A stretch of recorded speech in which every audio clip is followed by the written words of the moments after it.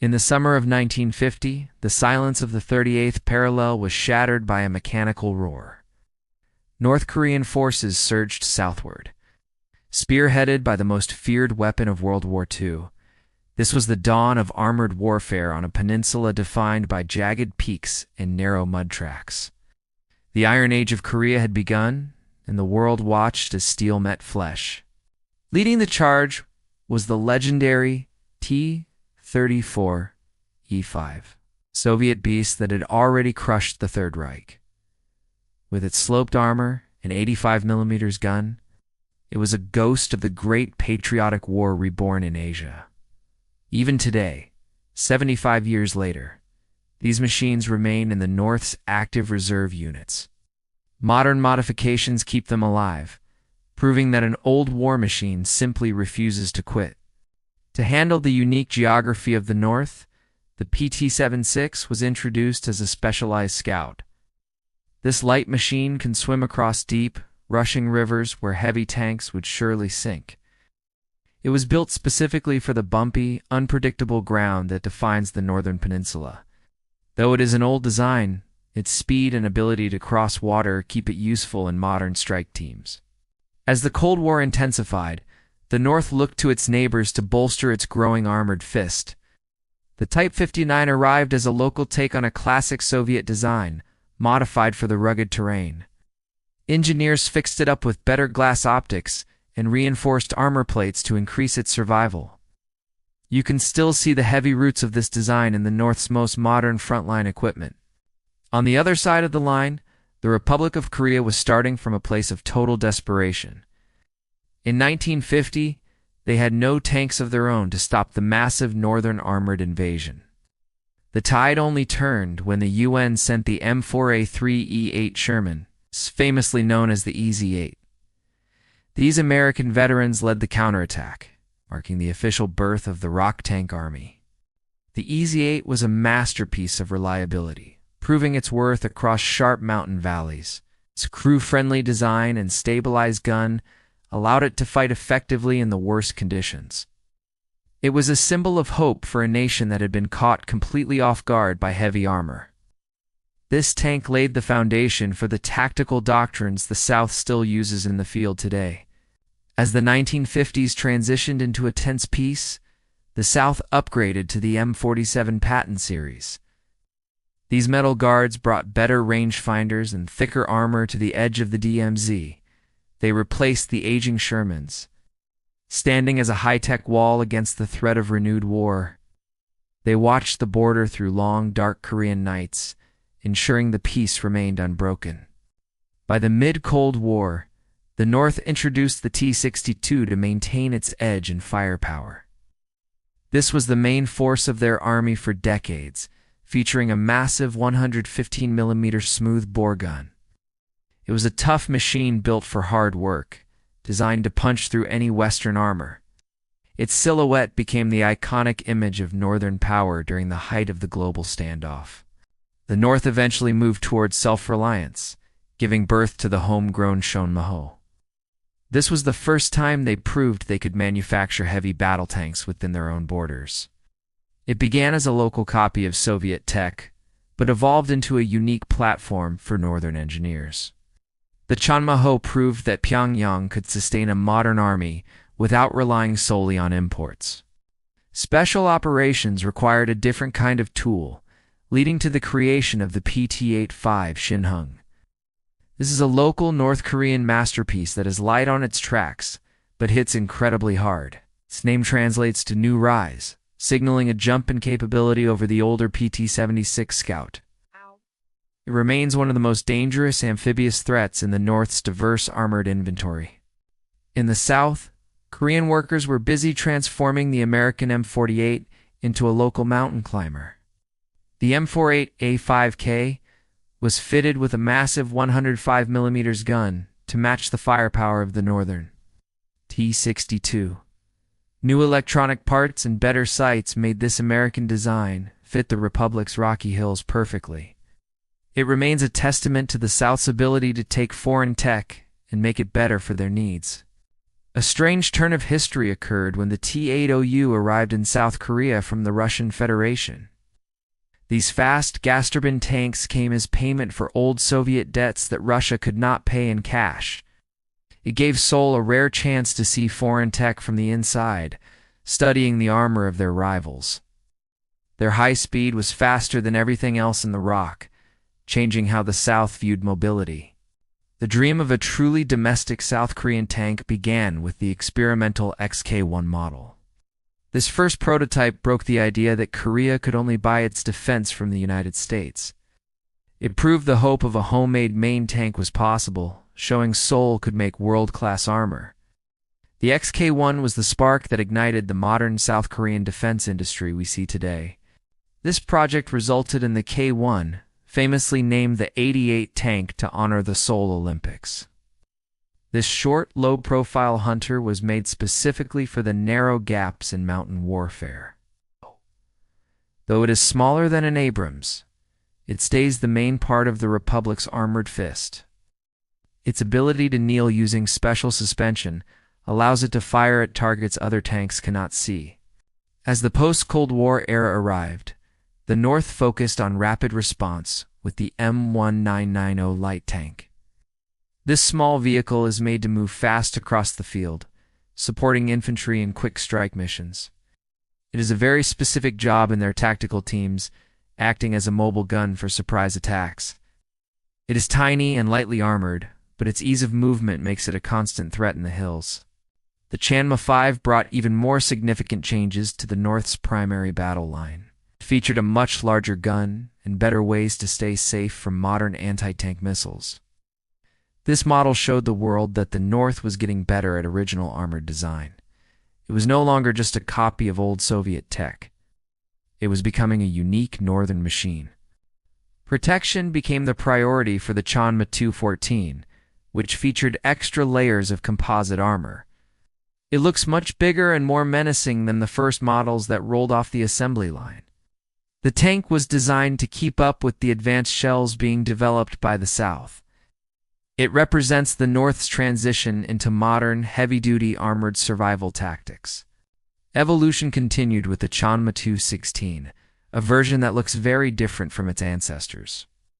It is bristling with extra guns, including dual machine guns and anti-aircraft missile launchers.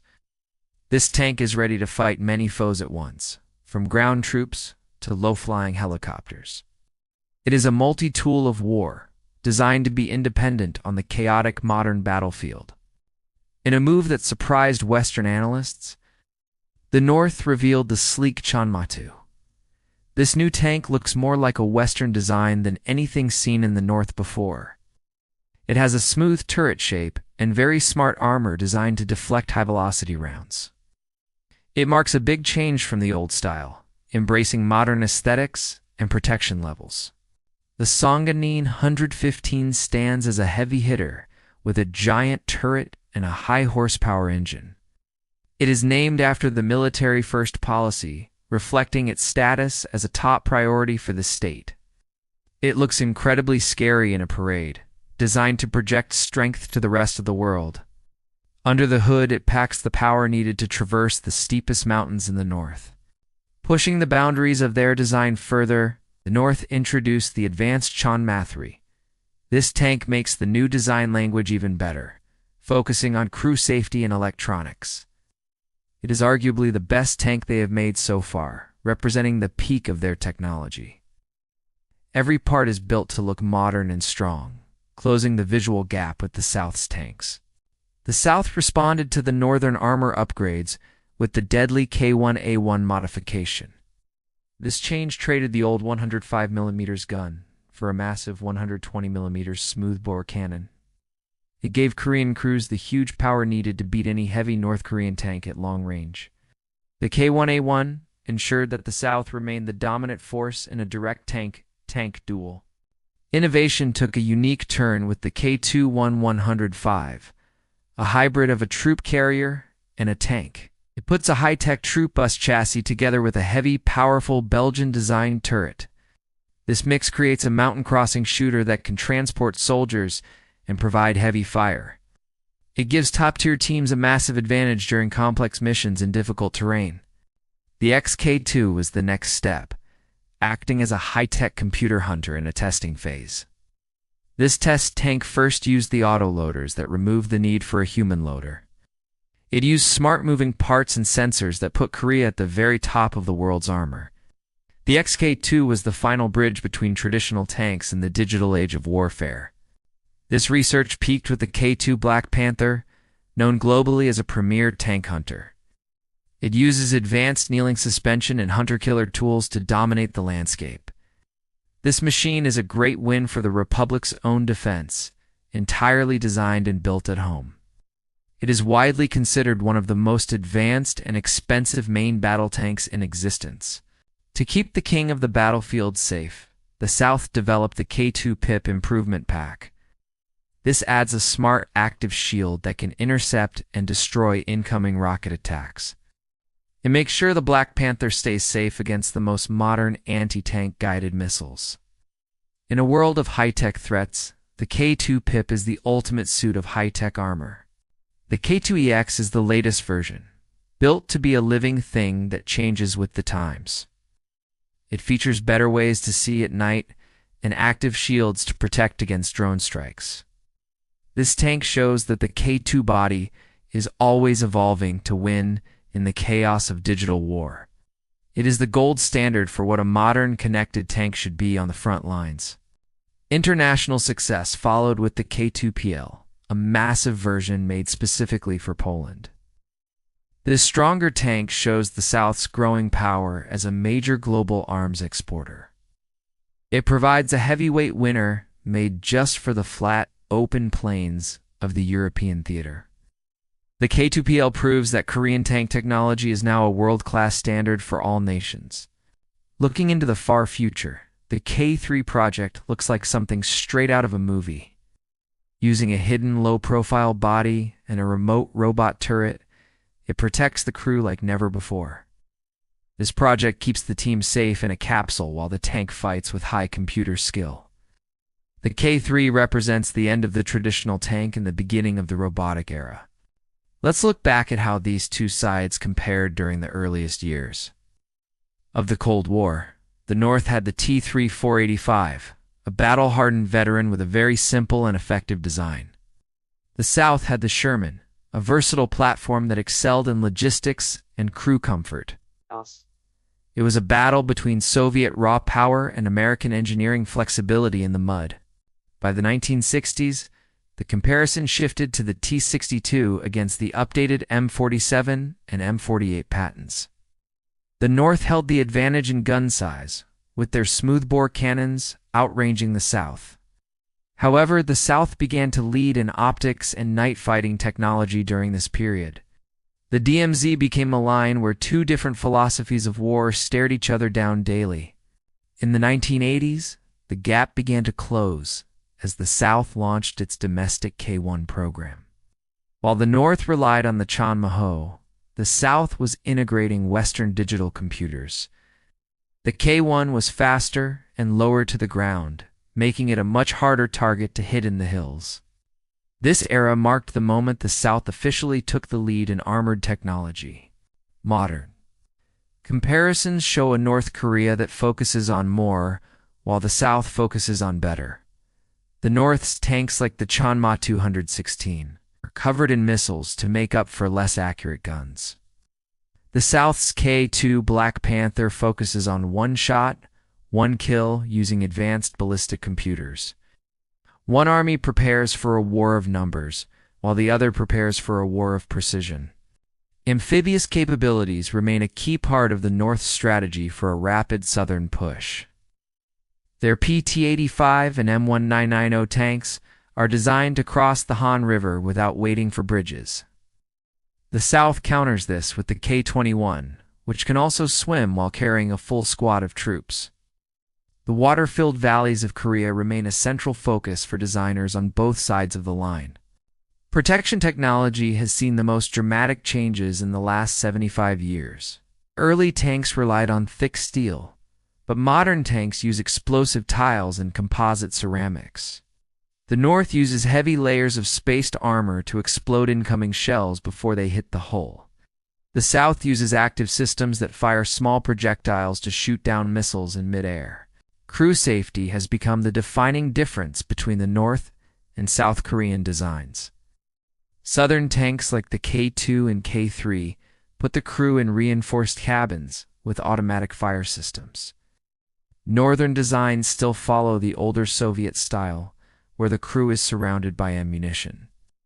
This reflects two different views on the value of the soldier versus the value of the machine. The mountain war is the ultimate test for any tank trying to survive on the Korean Peninsula. South Korean tanks use hydroautomatic suspension to sit or lean on steep rocky slopes. North Korean tanks are designed to be light and narrow to fit through tight mountain passes. Both sides have mastered the art of hiding 50 tons of steel in the shadow of a granite cliff. Logistics is the hidden factor that would decide the winner of a long-term armored conflict. The South has a massive network of high-tech repair depots and an advanced parts supply chain. The North focuses on rugged simplicity, ensuring their tanks can be fixed with basic tools in the field.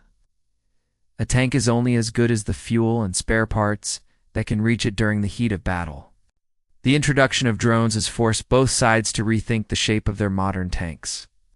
The newest North Korean models feature cage armor on top to protect against dropping bombs.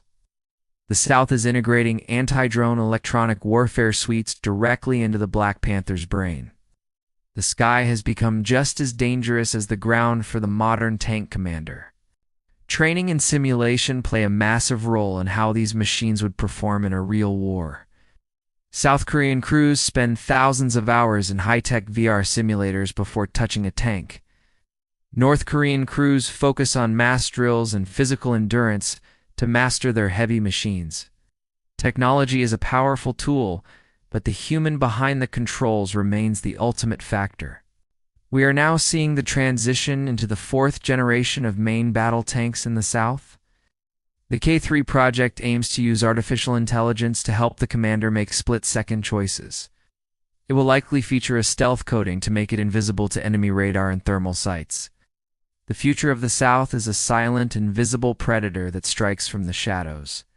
The North continues to surprise the world with its ability to innovate under heavy sanctions. The Songan and Chanma series show they can create modern-looking armor with limited resources. They have turned their tanks into mobile missile platforms to counter the South's air power. Never count out the North's ability to adapt their steel to meet a much wealthier foe.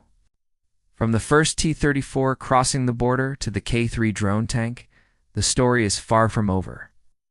The 38th parallel remains the most armored place on the entire planet for a very good reason. Thousands of tanks sit in silence, waiting for a signal that everyone hopes will never come. 75 years of history have turned this land into a massive museum of armored evolution. Every era of the Korean tank war has taught us something about the nature of modern conflict. It taught us that mobility wins in the mountains and that technology wins on the open field. It showed us that even an old tank can be dangerous if it is upgraded with a modern heart. The history of these machines is the history of the Korean people's struggle for security. As we look toward the next 75 years, the role of the tank will continue to change. Whether they are driven by humans or by AI, these steel giants will remain the kings of the land. From the first machines of 1952, the Sci-Fi tanks of today, the Iron Divide remains.